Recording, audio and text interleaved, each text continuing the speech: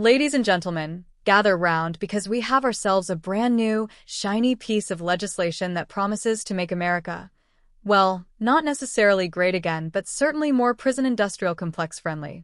Yes, the Laken Riley Act has passed Congress and is now sitting on Donald J. Trump's golden desk, waiting for that infamous Sharpa signature. And what a glorious day it is for those who love performative politics and fearmongering wrapped in the guise of public safety. A brief recap for those who blinked. This legislative marvel, named after Laken Riley, a Georgia nursing student tragically murdered by an undocumented Venezuelan immigrant, is meant to ensure that unauthorized migrants accused of theft and violent crimes are detained, because nothing says justice quite like mandatory detention. The bill cruised through the House with a 263 to 156 vote, proving that bipartisan cooperation is alive and well, as long as it involves getting tough on immigration. With 14 members not voting, perhaps too busy preparing their re-election campaigns, the message was clear. The political winds have shifted so far to the right that even centrists are now handing out torches and pitchforks. But let's be real, does this bill actually do what it claims? Or is it just another convenient excuse to expand the for-profit prison industry and fuel the Republican narrative that America is one big, terrifying episode of Narcos? The private prison payday. Speaking of which, let's talk about the real winners here, the private prison industry. While Republicans will tell you this bill is all about keeping Americans safe, Representative Alexandria Ocasio-Cortez, Democrat, New York, was quick to point out that some members of Congress conveniently have financial stakes in private detention centers. The sweet smell of capitalism at work. I want folks at home to look, AOC passionately argued, look at what members of Congress are invested in private prison companies who receive this kind of money and look at the votes on this bill. It is atrocious that people are lining their pockets with private prison profits in the name of a horrific tragedy and the victim of a crime.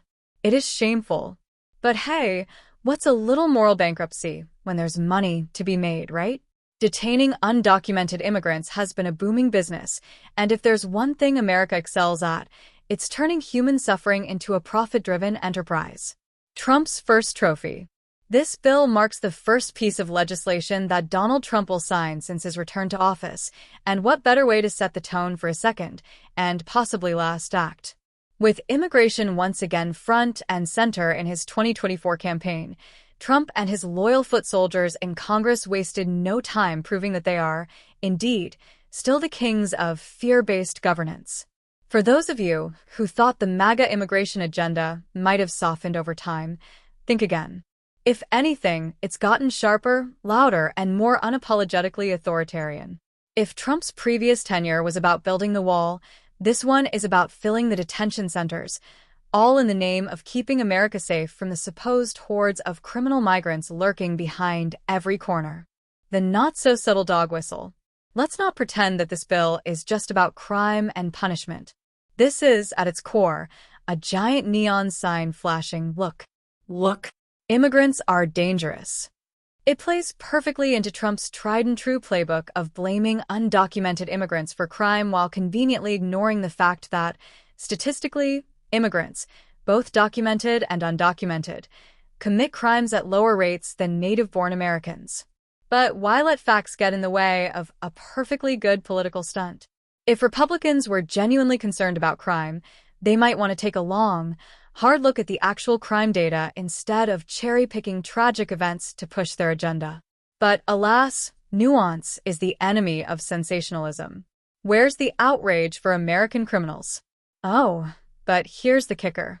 Mandatory detention for crimes? That sounds pretty hardcore, except it's only applied to unauthorized migrants. American citizens? Well, they get due process, plea bargains, and a shot at bail.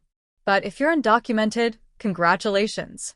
You've just won an all-expenses-paid trip to a for-profit detention center, where your misery directly funds someone's beach house. It's fascinating how swiftly Republicans can push for harsh justice when it involves brown-skinned immigrants, but the moment someone suggests gun control after a mass shooting by an American citizen, suddenly it's all about protecting freedoms and not making rash decisions based on isolated events. The cognitive dissonance is truly breathtaking. What's next? Now that Congress has set the stage, the Senate will likely rubber stamp this bill, and Trump will gleefully sign it into law while grinning for the cameras at Mar-a-Lago. And what comes after that? More deportations, more detentions, and more political theater, all wrapped up in the warm, fuzzy embrace of nativist rhetoric. Because let's be honest, this bill isn't about justice, public safety, or even immigration reform. It's about branding, about feeding the base, about keeping the outrage machine well-oiled. So, while conservatives celebrate their latest legislative win, the rest of us are left wondering, how many more prisons will need to be built? How many more taxpayer dollars will go into funding mass detention? How long before the GOP suggests detaining undocumented immigrants for parking violations? Only time will tell, but one thing's for certain. The Laken Riley Act is less about protecting Americans and more about solidifying a political narrative, one that ensures fear remains the most powerful campaign strategy in the book. So, congratulations, America.